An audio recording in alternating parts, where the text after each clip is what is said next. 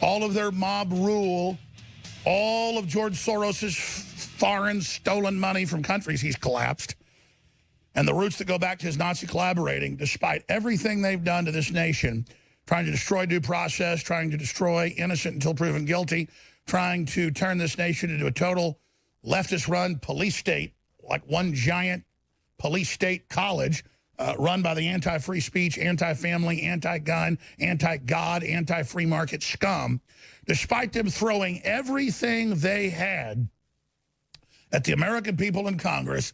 Trump's poll numbers are up. Kavanaugh got confirmed by 2 more votes than they thought. And the poll numbers are all coming in that you're seeing people deserting the Democratic plantation in ultra-massive levels. And you see the economy surging since the best level since the early 1960s.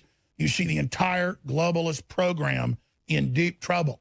But they are going to strike back big time.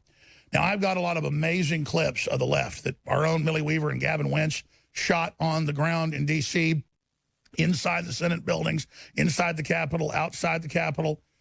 We have incredible footage of men, women, and children being assaulted, women being roundhouse kicked by men literally wearing feminist pink uniforms, purple uniforms, old people that are pro-life being attacked. It's all coming up to show you the insanity. And then their public threats, their public intimidation with their whole Hollywood culture projected onto these people, these low-level minions who, again, literally behave and act like what I would expect central casting for a mental institution to be. If I was trying to recast the folks for the remake of The One Who Flew Over the Cuckoo's Nest, I would cast these people. And then you've got the weird, corrupt, aged, Skeksis-like, crone-like villains from Lord of the Rings or something, Schumer and Pelosi and the rest of them, just running around, foaming at the mouth, trying to command their throngs. But there's a paradox here. The more their people come out and act like hateful, spiteful thugs and run around and go crazy and call everyone rapists by extension with no proof, to all make themselves victims. You're raping me. You're raping me. And I don't know what it is about these women. I mean, they all look like they should, be back with their cats at their house. And I'm not saying women shouldn't be out doing political things. I'm saying they look like crazy cat ladies. There's actually a theory. They say about 20% of people that have cats have a brainworm parasite that actually programs the brain and controls it. It's been proven to make you want to have more cats, and the smell of cat piss, which the brain fluke basically programs into you so that you keep more of the cats around and keep spreading the larva. And of course, there's a similar larva that gets into snails and controls their brain and sends them to the top of trees to be eaten by birds, to be crapped out yet again, and then the crap is eaten by snails, and the whole cycle continues. That's not the movie Alien, 1970, whatever. That's real. Now, there it is, toxoplasmosis. So, and they've done some studies in India and in Russia where they cut open crazy cat ladies. Like, why would they have 50 cats? And why were they so insane? Why are they man-haters? And a lot of them have the brain worm. This is not a science fiction movie. So many feminists, you wonder why they're so insane, why they're crazy, why they're covered in cat piss. Their olfactory nerve is taken over. They hate the smell of testosterone in men. This is in studies. And they worship the smell of rotting cat piss. So they are the zombie hordes of the apocalypse programmed by cat piss worms. We've got so many incredible clips we're going to be playing today. If you're a radio listener, I'll describe them for you. But TV viewers obviously can see it on stations across the country and at Infowars.com/show. But you've really got to see this to believe it. Mental illness on parade. It's a bunch of people that have liberal arts degrees and that have degrees in theater. I'm not saying that's a bad thing, but just everything is like a bad junior high play mixed with a good dose of mental illness. And everyone follows the same chants. And it's just giant, bizarre pity parties. And it's all about being dysfunctional and lying about people and then just banging on the doors and trying to open them. And by the way, I've tried to go get video of the Supreme Court building. And it's the most protected building in D.C. even over the White House, I'm serious. And they run over, you've seen the footage of this, I've got footage of it, and say, turn your camera off, you can't tape. And then I talked to the guy, and he said, well, you can tape for 5 minutes, but don't walk across the street and get near the building. That was like 5 years ago. But they said, oh, we're going to let them do it. And so you had over 400 arrests in the last few days, last number I saw. We've got all the footage coming up today of them attacking pregnant women, them attacking old people holding up pro-life signs. That tends to trigger them most. Roundhousing a man, a famous feminist man. He's well known and worshipped by the left. Roundhouses and kicks a pregnant woman. That shocking video is on Infowars.com. Just roundhouses her right in the head. And she's being very, very polite to him. But just, they can't hear you disagree. And most of them have jobs, either at universities suppressing speech, or public schools suppressing speech, or private schools suppressing speech, or they work for the government and bureaucracies, as you've seen with Project Veritas hidden cameras, suppressing speech and doxing people and sticking the IRS on innocent Christians and veterans groups and conservative groups and law enforcement groups, just harassing people. They have no honor, no nothing. And so their entire mission is to dominate and control. But the number one thing you find that they're involved in is being professors.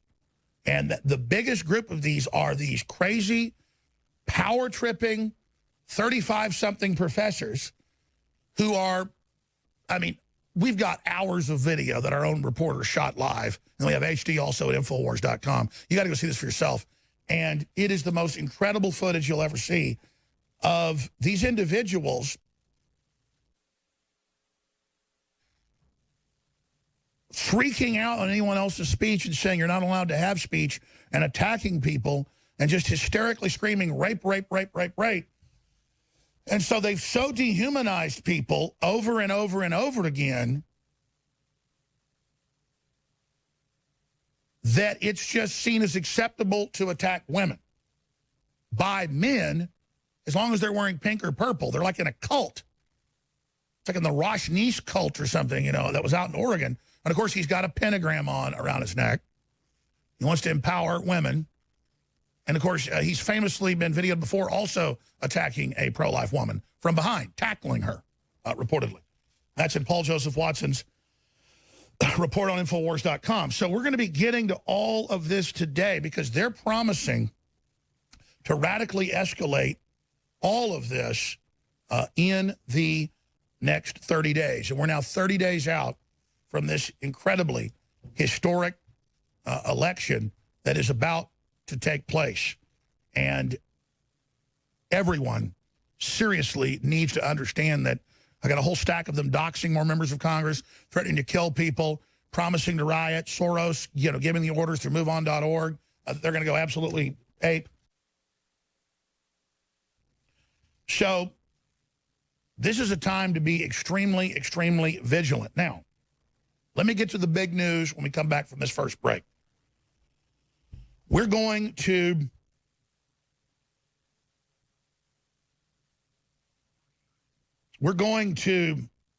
get into why Trump is so incredibly successful, why America is so incredibly successful, and why America could come back so quickly. And this is why George Soros and the Democrats and the big global media want me off the air.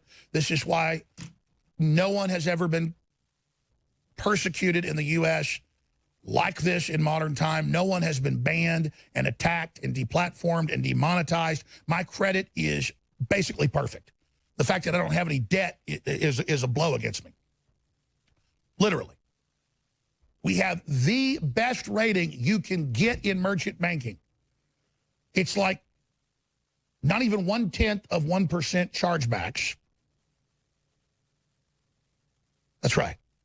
And we have the highest ratings on that just anybody can get. People cannot believe the rates we have. 2%. I mean, the Pentagon doesn't have that. Walmart doesn't have that. So we had perfect, almost perfect score. Just like our app had 5 stars, 2 million downloads on Apple in just a month, and they banned it. 5 stars. They said they've never heard of one with a perfect score. 5 stars. Oh, but Tim Cook last week said he curated it like it's a museum and got rid of it because, oh, my God, we launched it 2 weeks before everything else got banned. It got downloaded 2 million extra times. It went to #1 in news, was going towards #1 total in the world, so they banned it. So that's what I'm getting at here is, folks, this is draconian. And now they're going after our other payment processors. And the payment processors are like, no one even knows the payment processors. We don't know how they find out. Is it the CIA? And I'm like, yes, it is. It's the Democrats inside the Justice Department that are running it. We have confirmed it.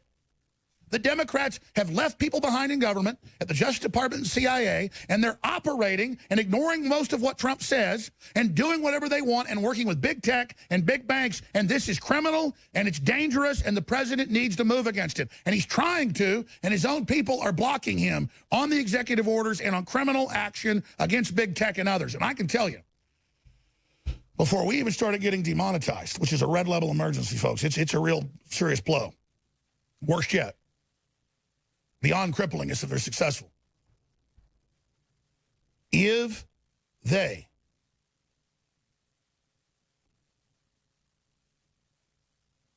continue to do this to me, they're already doing it to millions of other people around the world, it's the end of this country, ladies and gentlemen. And when I was talking to folks at the White House and people in the campaign high level and others, they said recently, listen, this is like 3 months ago. They said, Alex, it's not getting kicked off big tech. That's the big issue. That's big. It's going to be demonetizing everybody. They're already trying to do it to the NRA. The NRA could barely stop them, folks. They do that, they've got your Second Amendment. Do you understand? They're coming for everybody. They're criminal bullies, and they're trying to bully the Senate, the House, local police by police getting killed, and CNN goes, well, cops deserve to die. They're bad. Go under our UN program, you know, under Strong Cities, under Loretta Lynch, and we'll stop having you killed. That's where we're at. We're being terrorized. These people are acting as terrorists. They had a Wired magazine article last Friday saying that I'm an information terrorist and that I terrorize people. Listen to this show. I want peace. I want justice. I'm covering real issues, and I'm bringing America back. You're bringing America back, and it's why they're angry. It's why the globalists are so incredibly upset. It's why they can't stand what's happening, because they've been suppressing it artificially, and the fact that it's coming back is absolutely driving them crazy. So when we come back, what they don't want to hear, what they don't want spread, what they want to block you from getting out, but they can't stop you, is Trump's remarkable week, Trump's incredible winning streak, and why it's happening, and their moves to try to block it, and a bunch of Trump clips, the left is going crazy, what's coming next, and so much more. Infowars.com, newswars.com. Spread the live links of this show right now to everybody. They just sold us out to foreign corporate interest. That's why you see them flipping out, because they know that their old tried and trusted systems of intimidation, of mob rule, of bullying aren't working anymore. Thanks for joining us. I'm Alex Jones, your host. So people ask, why are we under UN control? Why are we under IMF World Bank control? Why are we under Interpol control? Our law enforcement at the federal level basically takes orders in many cases from Interpol that was headed by the former deputy of the entire military. He was like #2 in the Chinese military, civilian head of the Chinese military, and he was the head of Interpol, and he disappeared last week. And I said, I bet the Chinese government grabbed him because he wasn't following all the orders. They had to spy on Americans and spy on dissidents, which he was doing, reportedly. That's right. The Chinese former deputy head of their armed forces and the former deputy head of their Navy, the South China Sea, their Navy, the Chinese are famous for shipping drugs around the world. Oh, they'll deal drugs all over the world. They just don't let you bring drugs into China or they execute you. Yes, this gentleman, Interpol's president, is reported missing in China. Prompting inquiry. Well, we find out days later the government grabbed him up. People are like, wow, the Chinese were running Interpol. Yeah, when you check into a hotel anywhere in the world that's industrialized, Interpol gets a record of it. Not the FBI, but the Chinese communist. It's like, I told you, they own Hollywood. They own 98% of the rare earth minerals. They've got all the major deep water ports. They've got almost all the industrialization, all the big Goldman Sachs, JP Morgan investment, because they've got a billion-plus slaves, and the globalists went over there 60 years ago when they didn't have running water and knew that they had high IQs and set them up to destroy us. Because they use their people like toilet paper.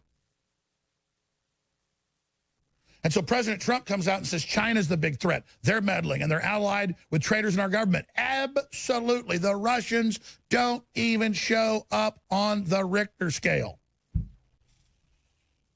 Who do you think should bed with the Chi-Coms? Soros. Who do you think should bed with them? Juncker. Who's Juncker? Unelected head of the EU. Look into it. So these are the real power players. And the reason they want me off air is the key to the whole puzzle.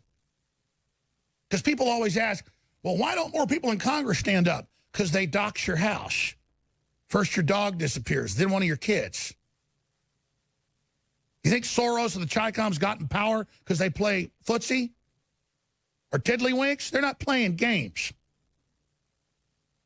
I'll say it again. China's killed 5 times what Hitler did. Look it up. Yeah, they got the all-time murder crown. The heavyweight champion mass murderers of the world.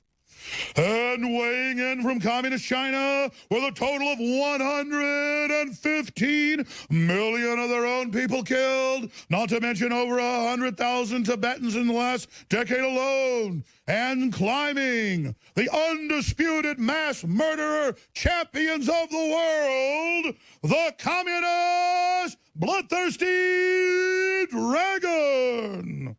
And it's backed up by Juncker and the unelected EU, 330-plus million people, headed up by the grandson of the richest Nazi, his father an SS officer, himself the owner, by conquest, of Luxembourg, reportedly one of the richest men in the world, so rich his wealth secret.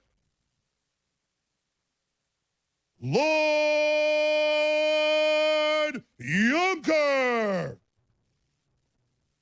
Now I'm going to get to Trump's total winning streak when we come back and how they're going to strike back. But I'm going to say this right now and I'm going to get serious with you, because here's the deal.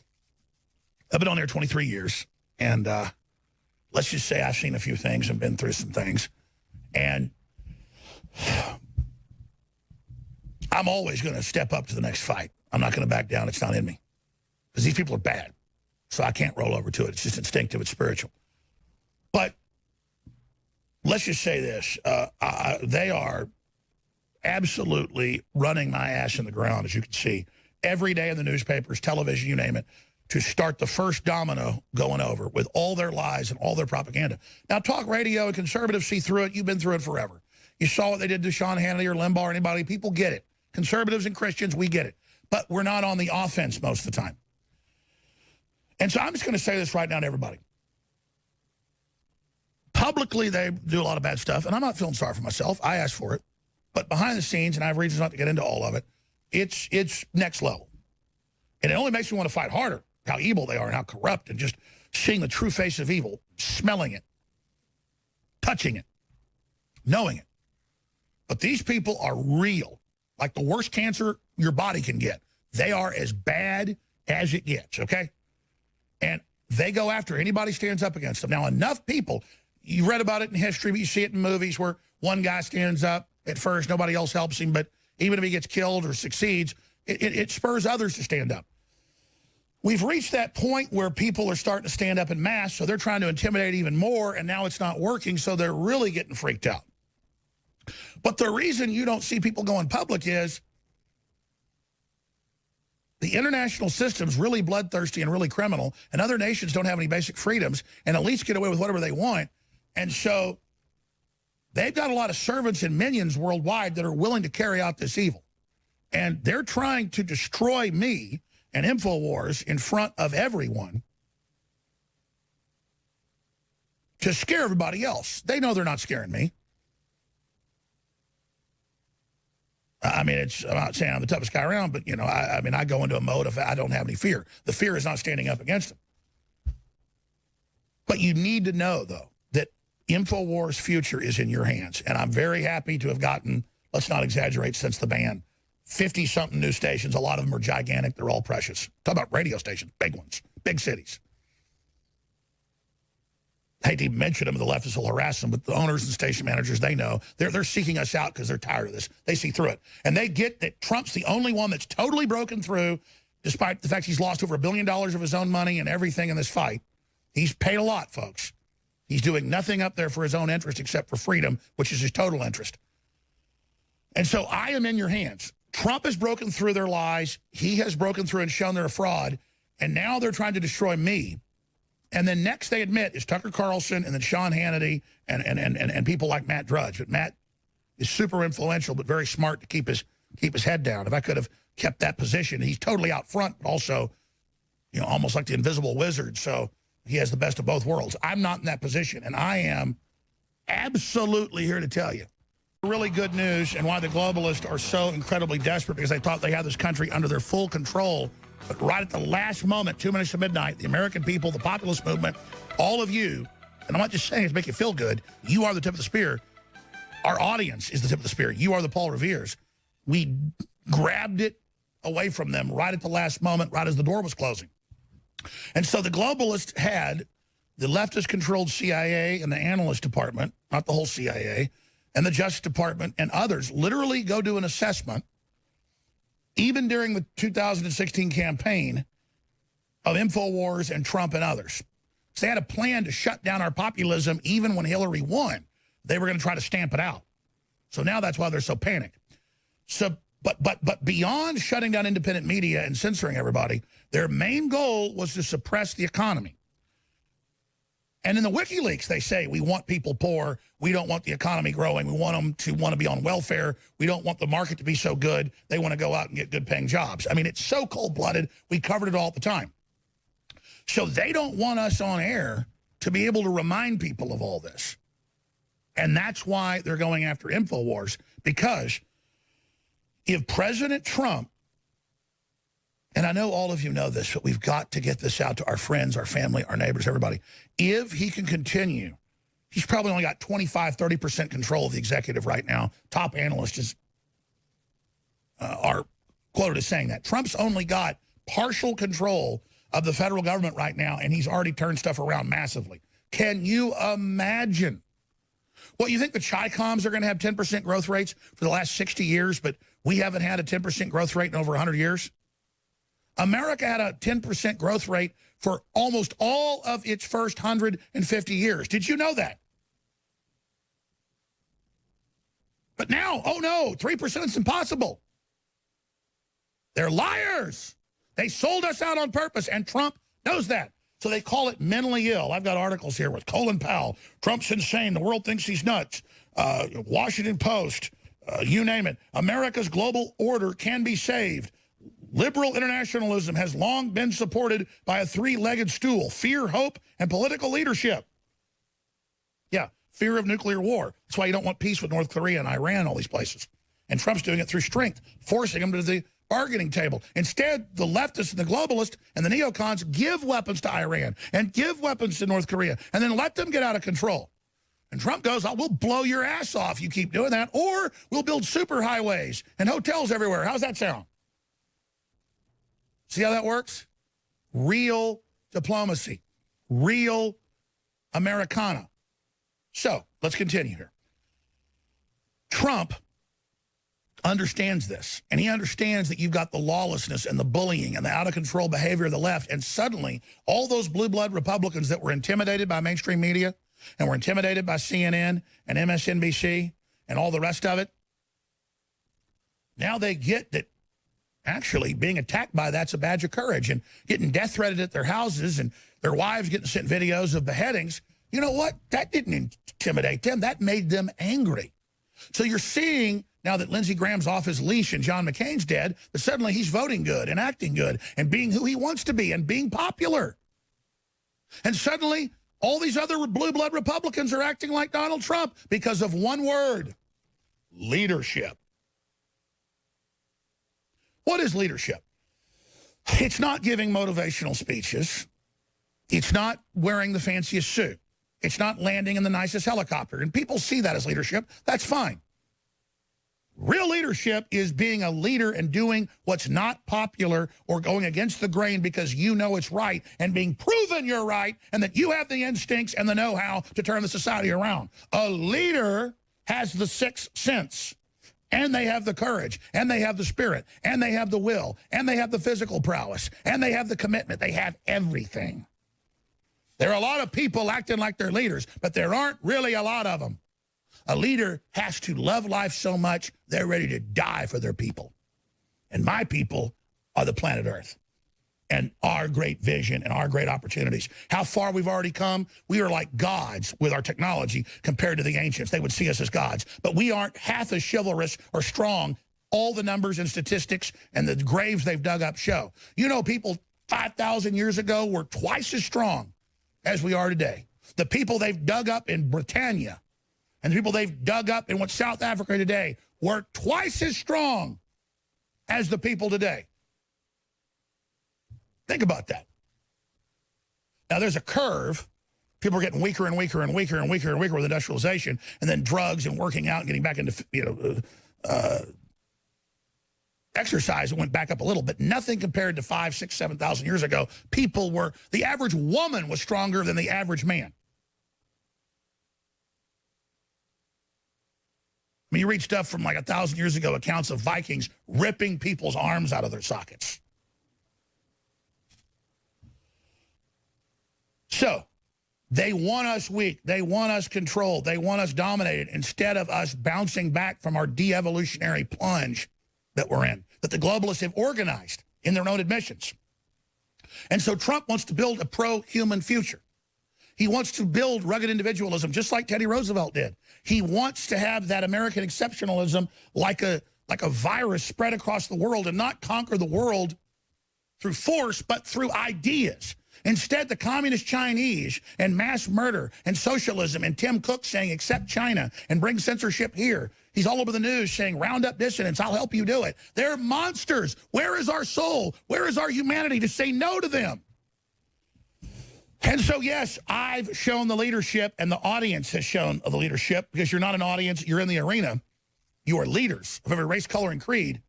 And you're willing to talk about the New World Order, and now everything we talk about, world government, George Soros, AstroTurf, the Federal Reserve trying to kill the economy, all of this information, ladies and gentlemen, all of this information is now mainstream.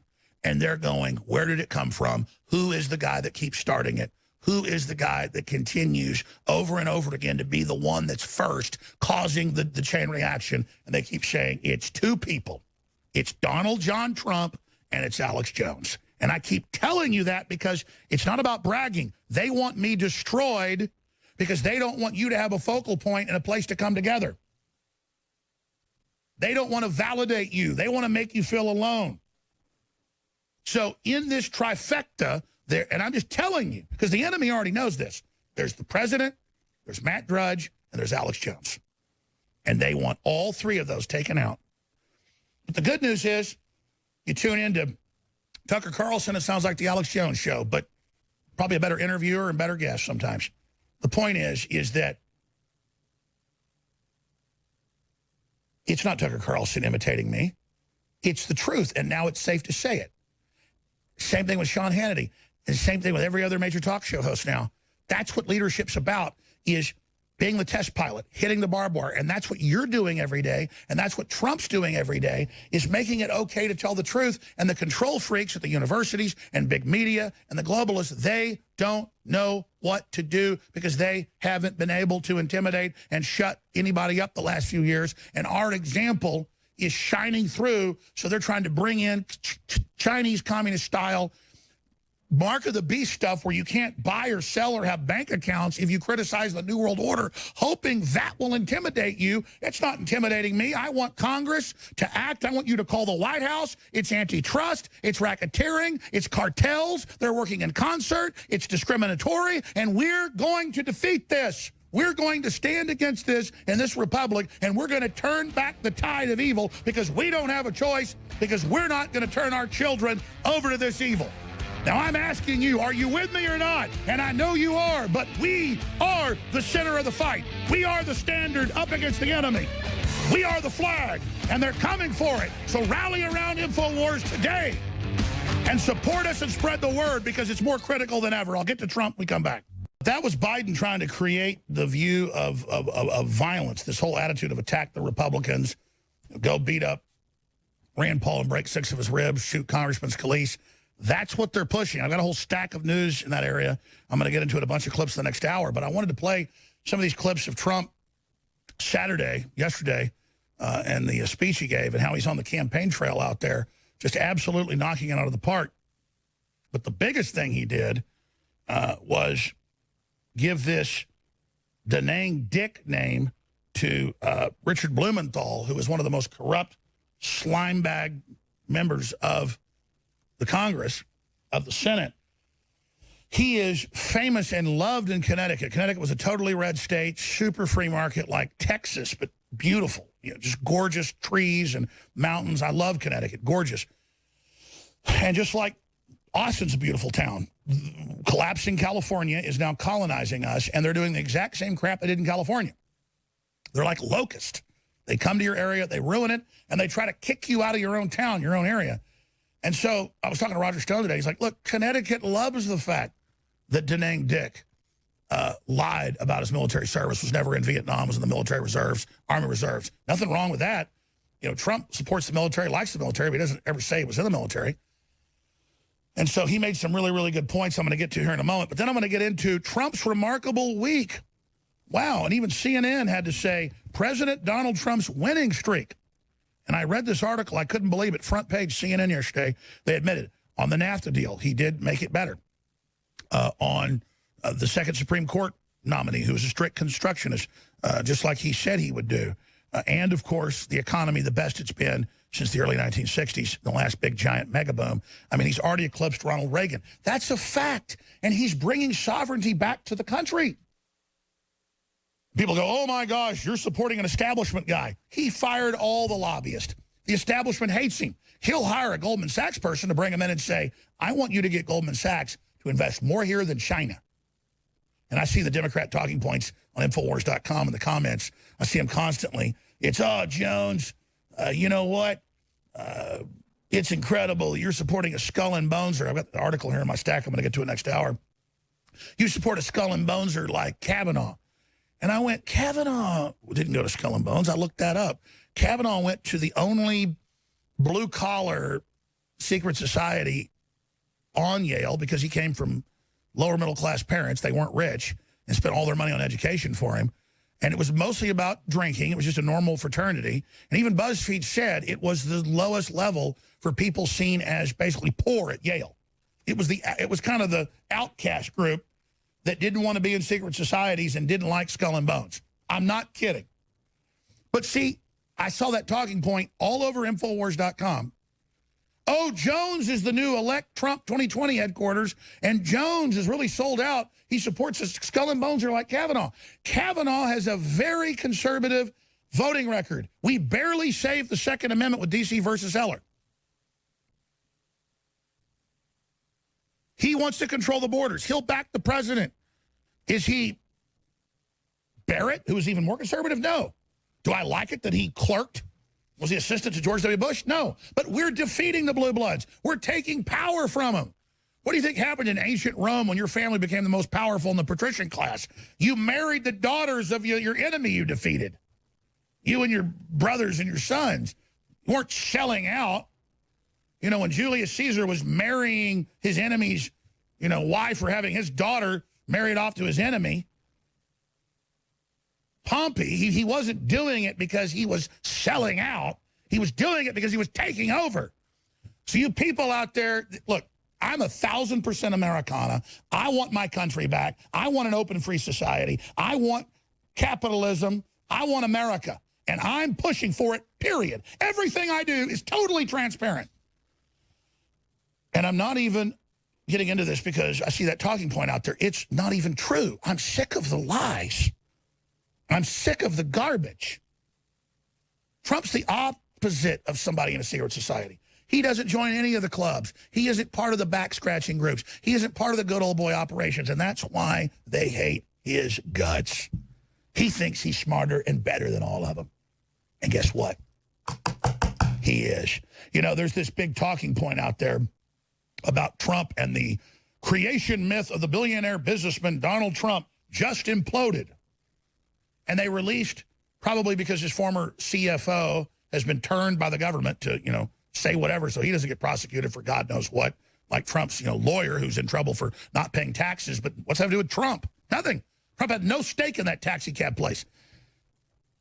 And so now they're saying, oh, my God, you know, Trump's dad began giving all the children thousands and thousands of dollars in company stake from the time they were born. Well, I'm not rich, but, I mean, every time I have one of my children born, I got 4 children. When they're born, I mean, the lion's share of money I've saved is in investment for them so that they have some type of future if the world doesn't end, so they can go to college. I mean, I'm in a very risky position, obviously. So my children have most of my savings. That is totally normal. So I read all these documents. I showed them to my dad. On Friday, I emailed him to my CPA, who's like a lawyer as well, one of the top guys in Texas. And he said, this is all 100% standard. I said, I thought so, because I'm not a rich guy like Trump or Fred Trump, his dad. But I said, you know, this is standard asset protection, but also estate planning, that if you're rich and you never know how long you're going to live and you own a whole bunch of stuff, if you die, you pay 50% back then, and I think they just changed it, in estate tax. And so you've got to start giving your money away.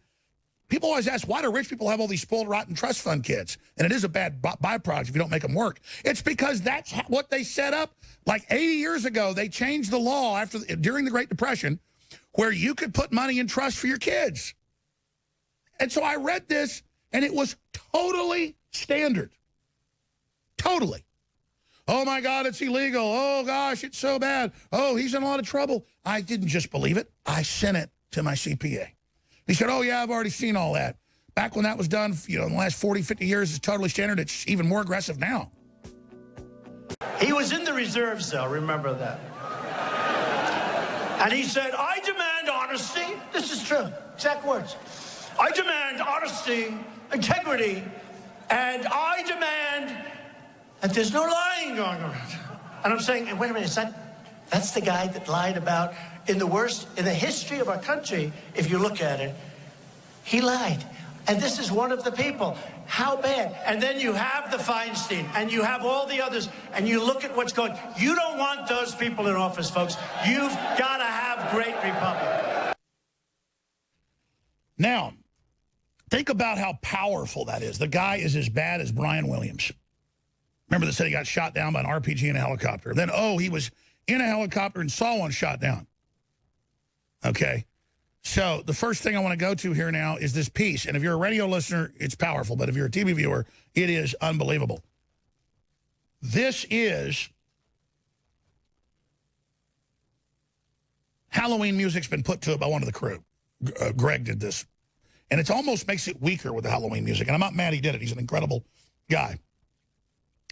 But it's DemocratMoveOn.org. That's Soros's group. Having them chant back like zombies what they're going to say, and they look like zombies.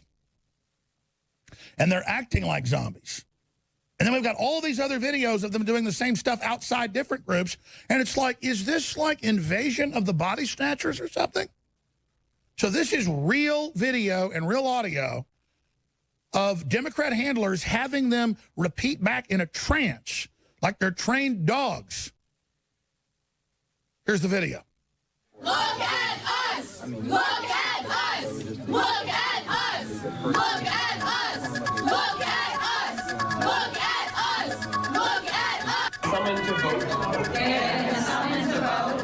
Let's go watch the vote. Let's go watch the vote. In offices that you wish to communicate with. In offices you wish to communicate with. I am going to go to Heidi Heitkamp's office. I'm going to go to Heidi Heitkamp's office. Why? She's on our side. And after the vote. In 30 minutes. Meet me to the left. Meet me to the left. If you would like to go to an office. If you would like to go to an office. To spend time. With your senator. Go to that office. Why aren't you brave enough to talk to us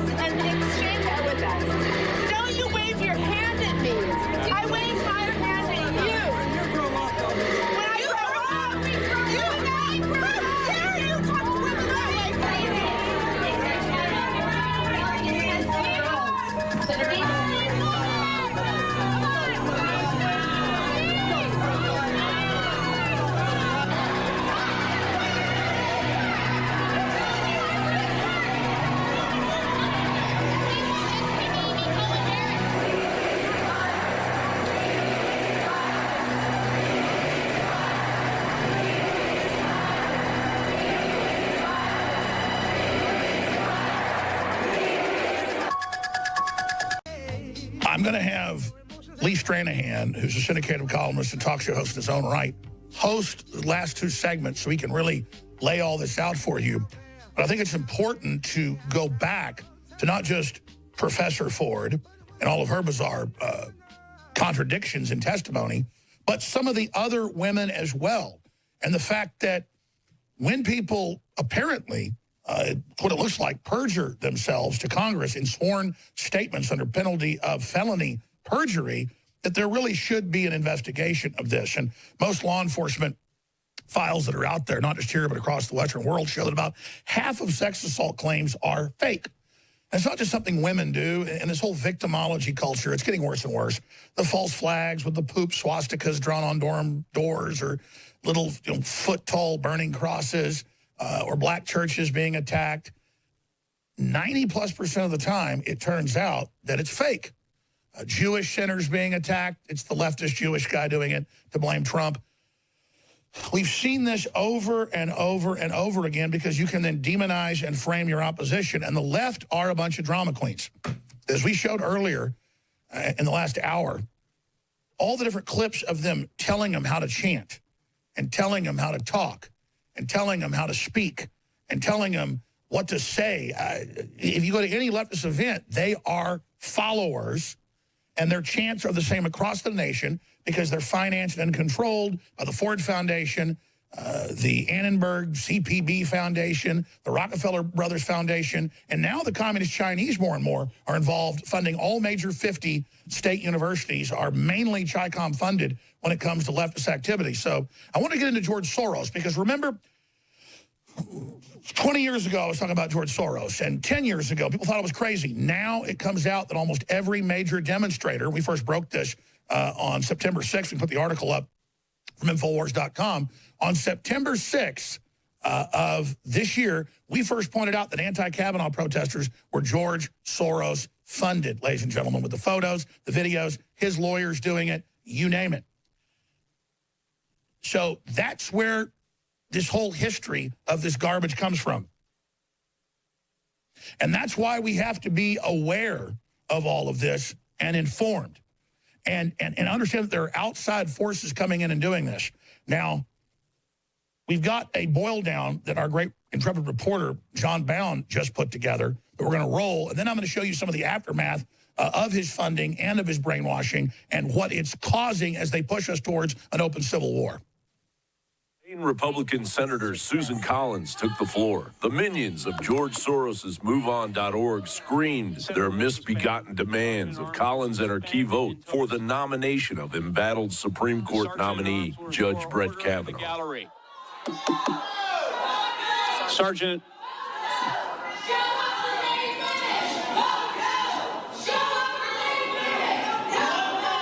Of the 6 objectives they invoked in the preamble to the Constitution, the one that they put first was the formation of a more perfect union. Their vision of a more perfect union does not exist today. And if anything, we appear to be moving farther away from it.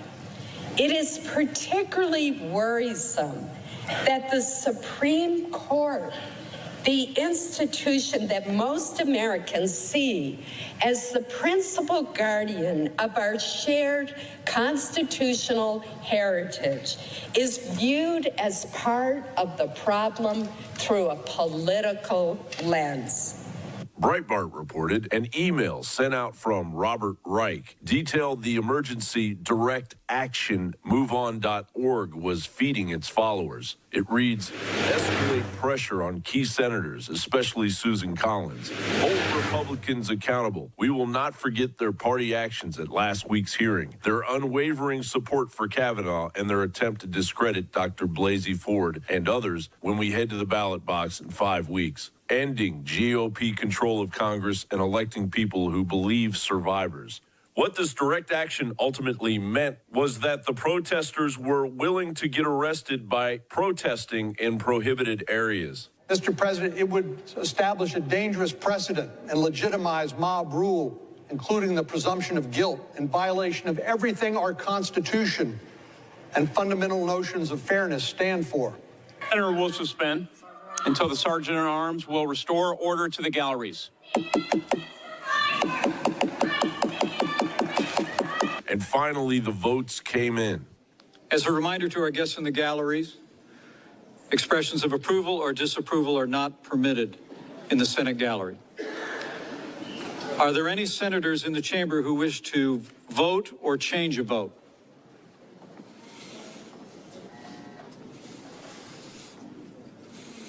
If not, on this vote, the ayes are 50, the nays are 48. The nomination of Brett M. Kavanaugh of Maryland to be an Associate Justice of the Supreme Court of the United States is confirmed. While the hordes of hypocrisy shake their fist at President Donald Trump, Democrats have signed on to a mad billionaire, George Soros, and his obsession with disrupting the political process of the people's government. And we know that what happened yesterday has emboldened the colonizers. It has emboldened the patriarchs. It has emboldened the capitalists. And it has emboldened white supremacy. Yes. This is what we are fighting. These beliefs and the violence that they perpetrate on all bodies.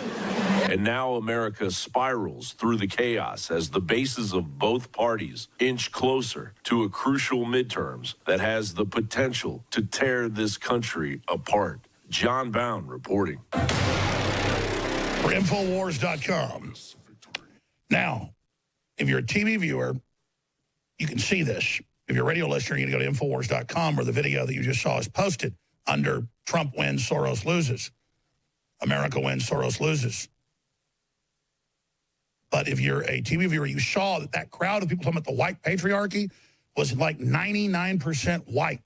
And they all look like mental patients. And there's just hours of this. You can get lost watching the video. There's hours of them beating up old people, getting arrested, you name it. Here's some footage of people jumping around like whack jobs around a guy who has a pro-life sign, an old man, and hitting him and slapping him and knocking the sign out of his hand. Here it is.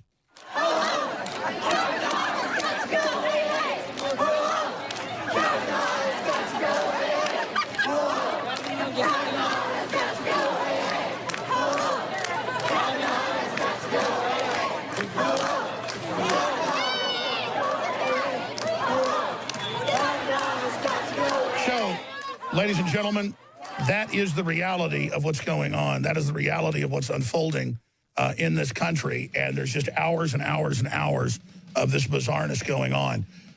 We're going to be right back on the... And this is Lee Stranahan.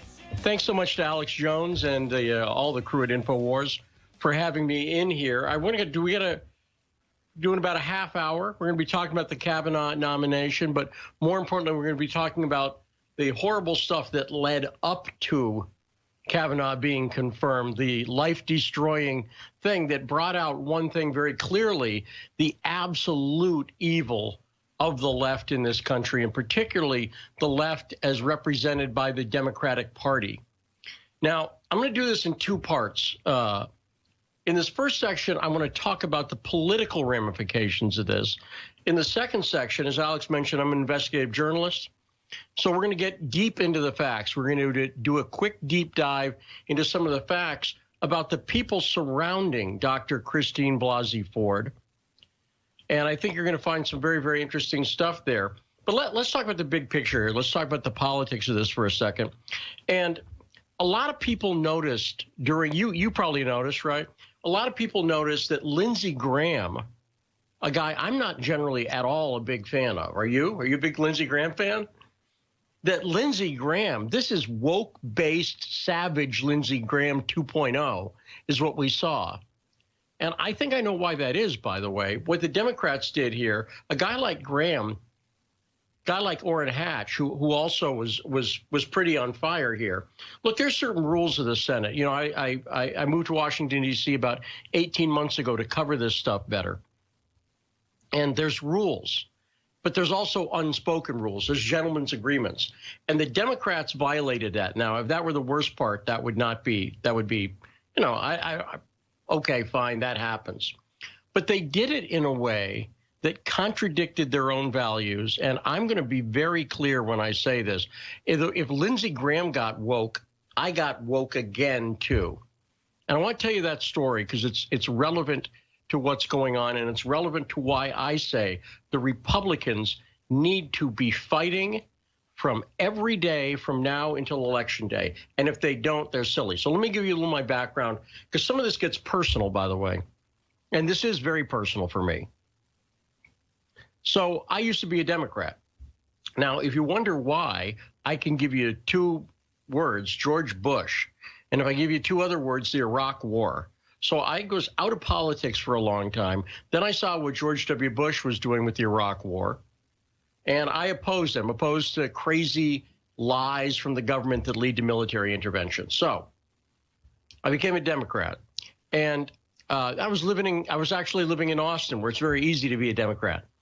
And so then I moved to California, where it's even easier. So I was a Democrat for a while. I ended up doing comedy. I ended up doing reporting at the Huffington Post after I did comedy there. And I reported on stuff like the John Edwards story. And again, I was a Democrat, but I thought he was having an affair. I thought it was obvious, and nobody else on the left was writing about it. So I wrote about it, and I got some pushback from the left. Not complete pushback, but I got a little bit of pushback. I got kicked off Daily Cause. Then a few months later, about a year later, I met Andrew Breitbart, and I interviewed Andrew Breitbart. And Andrew and I, at the time, Andrew was like one of the most, at the time, he was like Alex is right now, the most hated guy on the right, okay? You probably remember this era, 2010, 2011, couldn't get on Fox, couldn't get anywhere. People were upset with him on the Shirley Sherrod story that he was right on, by the way. So I met Andrew Breitbart, and I'm still a Democrat. I'm still writing for Huffington Post. And Andrew and I start working together on a story called the Pigford Black Farmers Scandal story. Now, here's where the evil part comes in. Here's where my personal experience comes in. I lost every single friend I had on the left. And when I was on the left, I was working for organizations like Move On. You see, because when you're on the left, my friend Brandon Darby's talked about this. He's the head of Breitbart, Texas. Now, and he's going to come up. I'm mentioning Brandon for a reason. Did you see that video Alex just showed right before the break? If you didn't, make sure you come back to Infowars.com and check it out later. He showed a woman speaking at the end of that video segment, talking about white supremacy. I can't say it for sure, but I'm as sure as I can be that that was a woman named Lisa Fithian. She is a trainer. I've been following her for a few years. She's a labor organizer trainer who goes around to places like Occupy Wall Street, Black Lives Matter. And sure enough, I predicted it. I have a radio show, Monday through Friday, Radio Sputnik, Fault Lines. I have a radio show. I predicted that she would be there. It's an easy prediction. She's a far left activist. And my friend Brandon was also a far left activist at one point until he had a very similar experience. Andrew Breitbart's the guy who introduced Brandon and I. So, okay, so a little bit of pushback, but I'm still a Democrat. Then I start working with Andrew. I lose every friend. Then the Anthony Weiner story breaks. And I talk about something called Everybody Blog About Brett Kimberlin Day. I created that. And Brett Kimberlin's the guy, serial bomber, convicted felon, works closely with Cody Shearer, who is a close Clinton operative. He's called Cody Shearer his like fairy godmother. That's what Brett Kimberlin's called him. And so Brett Kimberlin is involved in some of these stories that I'm reporting on, and including Occupy Wall Street. And suddenly I get deluged with attacks. Now, these attacks got rough after Andrew Breitbart died. After Andrew Breitbart died, of course, he's my best friend at the time. I'm talking to the guy every day, right? He's literally my best friend at the time. Boom, shocking. A month later, the unthinkable happens. My wife's pregnant at the time with twins. And I talk about this in a Periscope yesterday, and I don't like talking about it for reasons you'll see in a second. My wife's pregnant with twins. Our son Ezra is born. He's fine. You saw him in the video yesterday if you watched that. Our daughter Colette had died the day before. Now, when I say the Democrats are evil, let me point out something. Anybody who's in politics, you're going to get some hits, okay? People like Alex know it. People like Roger Stone know it all too well. But my experience is that Republicans have a moral basement. They have a line that they do not cross. And certainly maybe one person will cross it or two people. But if they cross that line, a lot of people on the right push back. Have you noticed that? Okay. So my wife's pregnant with twins. Our daughter Colette dies the day before. They'd had an MRI.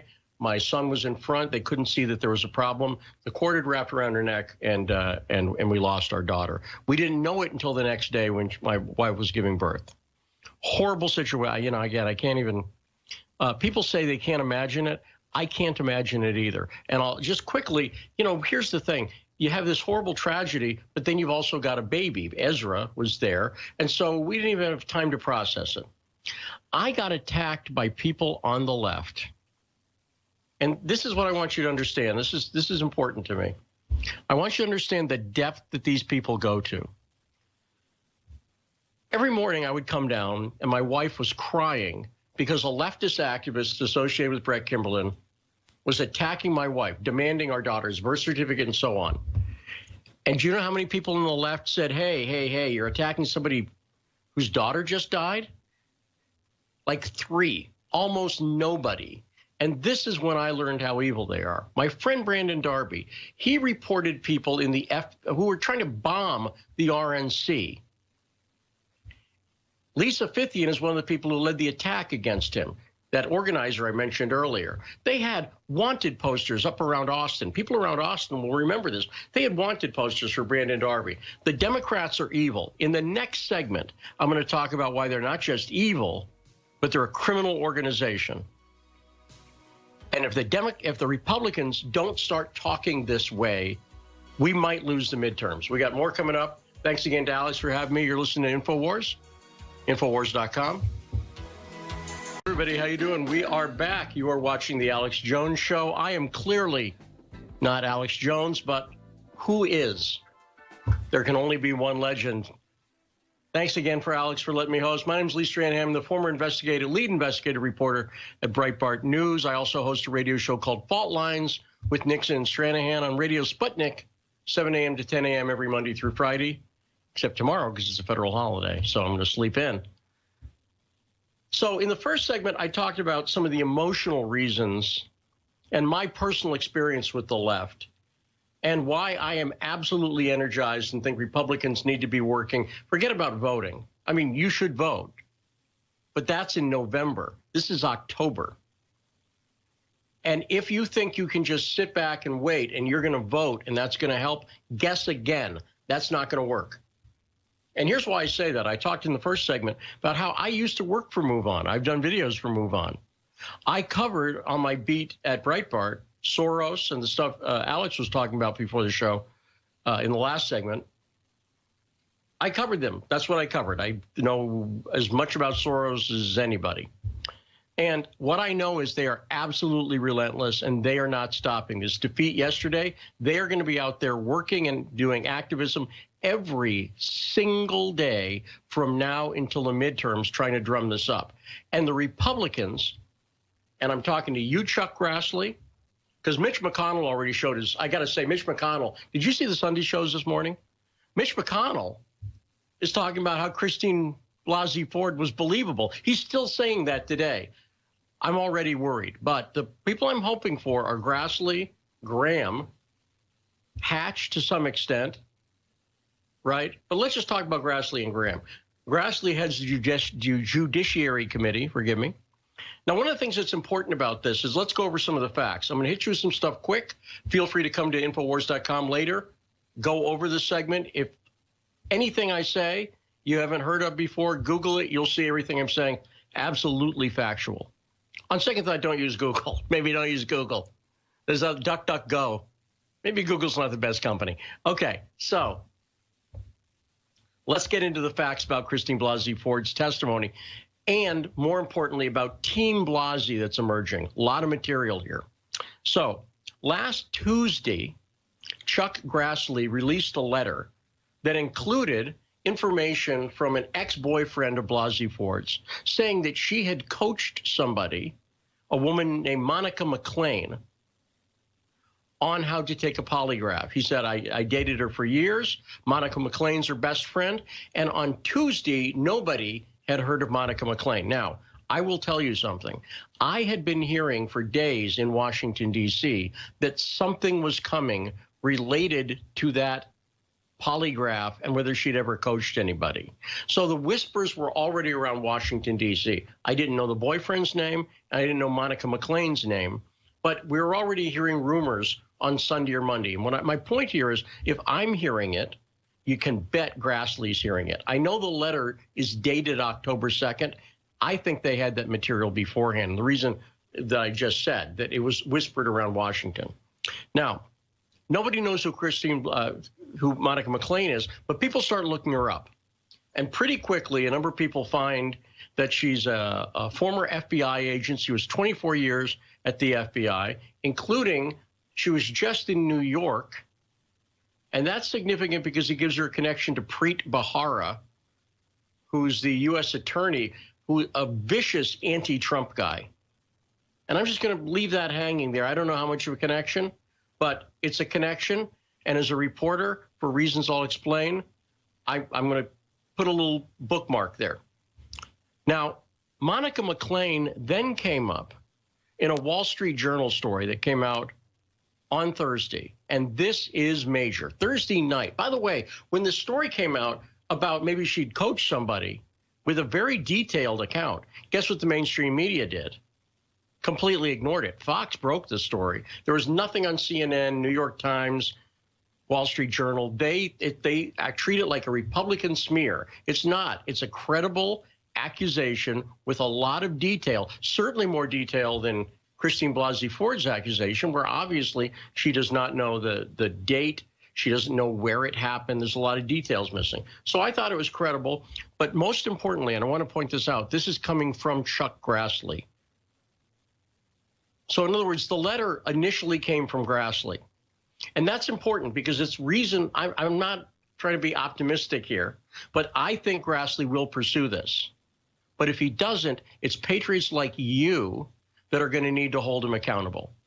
And we don't do activism on the right, certainly not the way the left does. We don't need to scream, but be prepared to politely call. How about that? Be prepared to make polite phone calls, but let's let it play out. Let's give it a couple of days. And let me explain the other big thing that's going on with Grassley's letter before I talk more about this woman, Monica McClain. The other big thing that's going on is Grassley sent multiple letters to the Katz law firm, the law firm representing Christine Blasey Ford. He sent 3 letters saying, give me the therapist notes, give the Senate the therapist notes from Christine Blasey Ford's therapist. Please give us a number of other documents, including the photos or video from the polygraph, right? They have not produced it. Chuck Grassley asked him once. They didn't produce it. Asked him twice. They didn't produce it. Third time, he's getting clearly upset. And then after the day of the nomination yesterday, guess what they announced? Oh, we're not going to pursue charges against Brett Kavanaugh anymore. Well, guess what, Democrats? Might be too late. Might be too late for you to decide to pull out of this one. I am hoping that Chuck Grassley continues to push, because here's the thing. It's not their investigation. It's actually your investigation, right? It's the people's investigation. Grassley is merely our representative. Let's not fool anybody there. He works for us. But it's his investigation. It's not their investigation to decide, well, we don't want to pursue this anymore. You brought up the therapist. You brought up the claim she made. Show the notes, because we know they gave them to the Washington Post. The notes, the therapist notes, were given to the Washington Post. Now, the other thing that's interesting that came out yesterday was a guy named Keith Cogley. And if you look it up, you'll find him. He's the first person that Christine Blasey Ford apparently said the name Brett Kavanaugh to that we have a clear record of. And that came in a phone call on June 29th. June 27th, Stevens announces he's retiring. June 29th, they sent him an email. And the left is going nuts right now, saying this Keith Cogley letter, well, this proves that the FBI investigation was bad. Well, first off, Keith Cogley you'll find he gave an affidavit days ago. But the other thing that's significant is, once again, this is game playing. He had an email exchange with Christine Blasey Ford, and they're saying now, well, she told him in 2016, he testified that she told him in 2016 it was Brett Kavanaugh. Well, that'd be pretty significant if somebody knew in 2016 that she'd said it was Brett Kavanaugh. I missed that testimony. She didn't say that, but he's saying it. Okay, well, let's just take it as word. But what happened was, in the same way they gave the Washington Post the therapist notes, but they won't give them to the Senate, this guy, Keith Kogley, is saying to the Senate, hey, why didn't you ask for the email chain? Hey, Keith, why didn't you give it to him? Oh, I know why. Because the USA Today got the email exchange. You can see it in a story that they published. They got the email notes. And guess what? Keith Kogley did not remember the name Brett Kavanaugh. In fact, you can see, quoted in the USA Today article, they literally, in quote marks, say, here's the email exchange. And he says, I remember telling you about an incident, but I don't remember his name. And then she says, Brett Kavanaugh. That is not him remembering that she said that. It's him remembering she said something and literally admitting he doesn't know the name. And it is this reason and all the other evidence that's piling up. This woman, Monica McClain. The other thing that I want to give you, and this gets into a deep dive, so I'm just going to do it real quick, is look into her attorney David Laufer. Now, he's very important. He was at the DOJ working with Peter Strzok on the Hillary Clinton email investigation. Why would Monica McClain, this friend of Blasey Ford's, pick him? Oh, and by the way, one other thing about Monica McClain. Remember, Christine Blasey Ford said there were 4 people at the party. One of them was a girlfriend of hers named Leland. Then there was, Kavanaugh and Judge and somebody else, according to her story, right? Well, Leland said, I don't remember anything about this, and I never remember being with Brett Kavanaugh either. And guess who called Leland to say you should change that but Monica McClain? That's according to the Wall Street Journal in an article Friday. So Democrats are going to keep fighting, and Republicans need to fight with facts. But they need to be relentless between now and the midterms, because it is all at stake in 2020 right now. The Democrats have shown why they're incapable of leading. Once again, thanks again to Alex and to everyone at InfoWars.